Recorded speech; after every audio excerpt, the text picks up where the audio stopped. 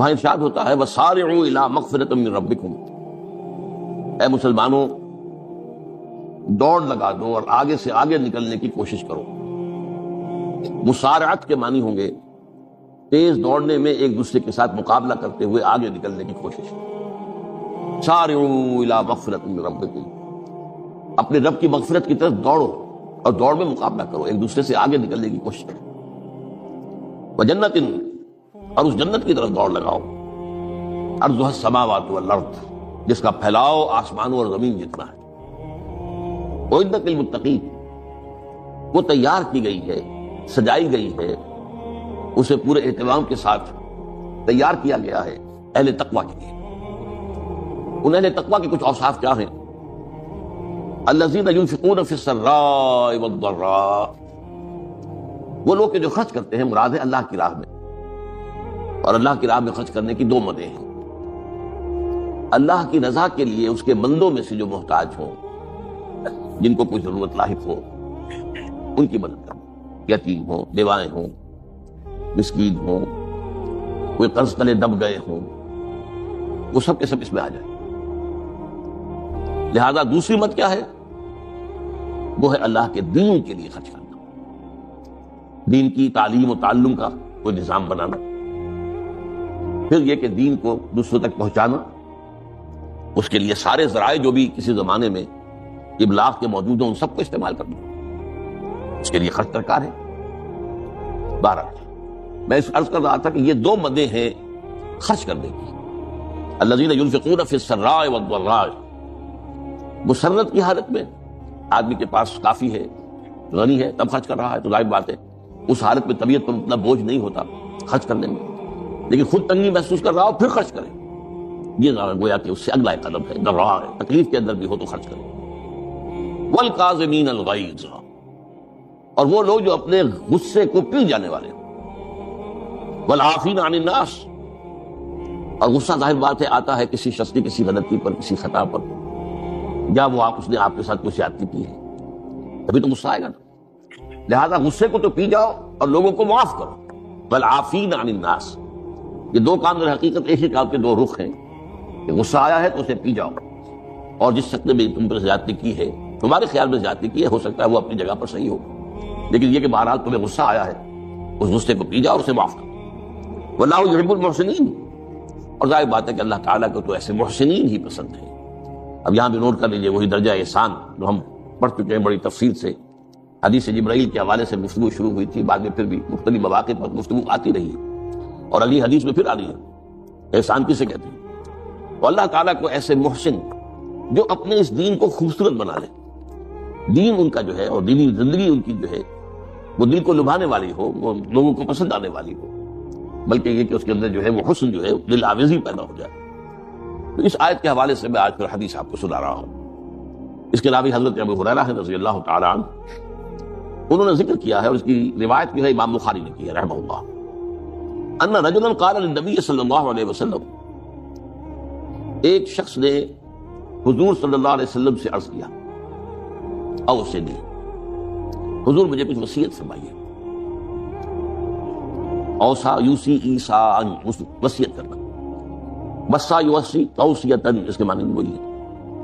وصا یوصی کے معنی ہو جائیں گے تدریجاً، مسلسل وصیت کرتے رہنا، نصیحت کرتے رہنا۔ اور ایک ہے، ایک مرتبہ آپ نے ایک بات کہہ دی، اوصنی، مجھے وصیت فرمائیے، مجھے نصیحت فرمائیے۔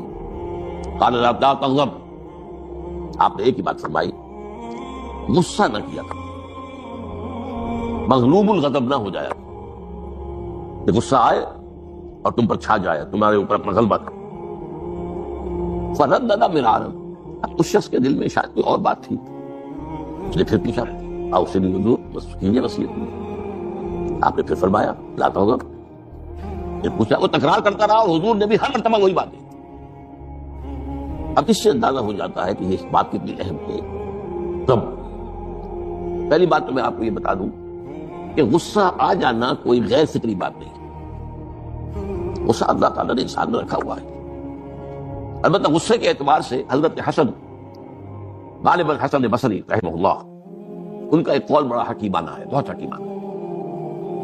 وہ فرماتے ہیں کہ ایک انسان تو وہ ہوتا ہے جو پورا انسان ہوتا ہے، مکمل انسان، ایک ہوتا ہے نصف رجل، آدھا انسان، وہ انسانیت کے معیار پر پورا پورا نہیں ہو سکتا، ہاں نصف تک آ جاتا ہے۔ اور ایک انسان ہوتا ہے لیس برجل، وہ انسان ہوتا ہی نہیں، وہ حیوان ہوتا ہے۔ پورا انسان وہ ہے جسے غصہ دیر میں آئے اور جلدی رفع ہو جائے، اور آدھا انسان وہ ہے جسے غصہ جلدی آئے لیکن جلدی رفع بھی ہو جائے، یا دیر میں آئے تو دیر میں رفع ہو، یہ دونوں برابر ہو جائیں گے۔ جلدی غصہ آیا جلدی ختم بھی ہو گیا، دیر میں آیا دیر لگا دی جانے میں بھی۔ اور جو شخص سرے سے انسانیت کا مستحق ہی نہیں کہ اسے انسان مانا جائے، انہیں غصہ جلدی آ جائے اور دیر میں جائے، وہ اصل میں پھر انسان نہیں، وہ اخلاقی اعتبار سے پورا انسان کہلانے کا مستحق نہیں۔ تو غضب کے اعتبار سے یہ تین درجے جو ہے وہ سامنے رہتے ہیں۔ پھر مزاجوں کی بات بھی ہوتی ہے، اللہ تعالیٰ نے مختلف مزاج بنائے ہیں۔ بعض طبائع کے اندر جمال کا عنصر زیادہ ہوتا ہے، جمالی شخصیت، خوبصورت شخصیت طبعا۔ بعض جلالی مزاج کے لوگ ہوتے ہیں، ہمارے بزرگوں میں بھی ہوتا ہے، دیندار لوگوں میں بھی ہوتا ہے، یہاں تک کہ نبیوں میں بھی ہے۔ حضرت موسیٰ علیہ السلام جلالی طبیعت کے آدمی، آپ کو معلوم ہے کہ واقعات تمہارے سامنے ہے جو قرآن میں موجود ہے۔ ایک قبطی کا اور ایک اسرائیلی کا جھگڑا ہو رہا تھا، اس اسرائیلی نے مدد مانگی تو حضرت موسیٰ نے ایک مکہ لگایا ہے اس قبطی کو اور اس کی جان نکال دی۔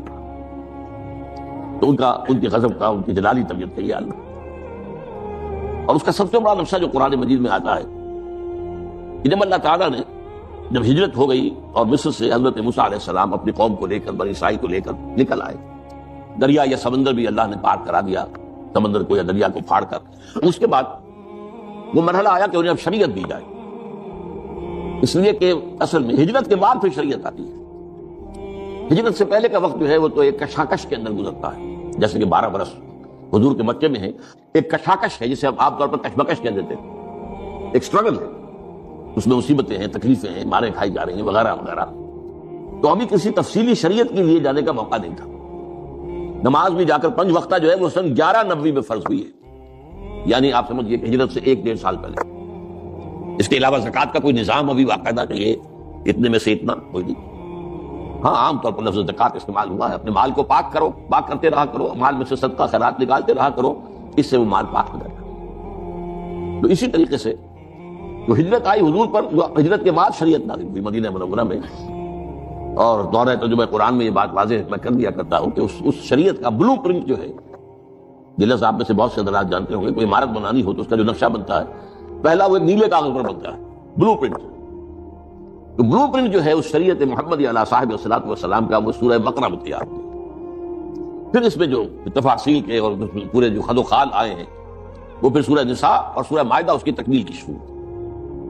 بہرحال جب حضرت موسیٰ کو ہم اللہ تعالیٰ نے طلب کیا 40 دن کے لیے کوہ طور پر، اس کو ہم چلہ بھی کہہ سکتے ہیں، 40 روز کی اللہ تعالیٰ نے ان سے ریاضت کروائی، مشقت، روزہ اور یہ کہ عبادت اور ذکر الہی۔